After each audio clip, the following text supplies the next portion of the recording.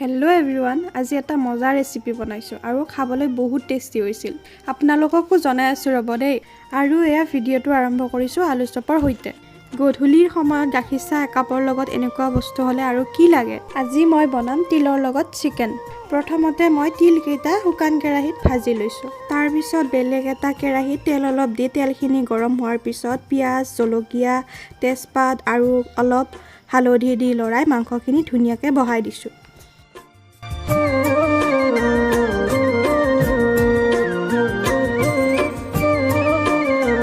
অলপমান নিমখ দি লগতে জিৰা জালুক গোটা মছলা দি অলপ লৰাই কিনে ঢাকনিখন লগাই দিছোঁ। আপোনালোকে এনেকৈ তিল দিয়া চিকেন ঘৰত বনাই খাইছেনে? কমেণ্ট কৰি জনাবচোন।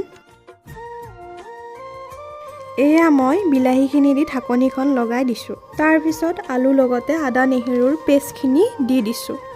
আৰু এইফালে মই তিলখিনি দি অলপ ভজাৰ পিছত গৰম পানী দি অলপ উতলিবলৈ দিছোঁ। একেবাৰে শেষত ধনিয়াৰ পাত অলপ ছটিয়াই দি এয়া মই বনোৱা তিল চিকেন ৰেডি। আপোনালোকেও ঘৰত এবাৰ ট্ৰাই কৰি চাবচোন, খাবলৈ বহুত টেষ্টি হৈছে। আজিলৈ ইমানে, বাই বাই। ধন্যবাদ।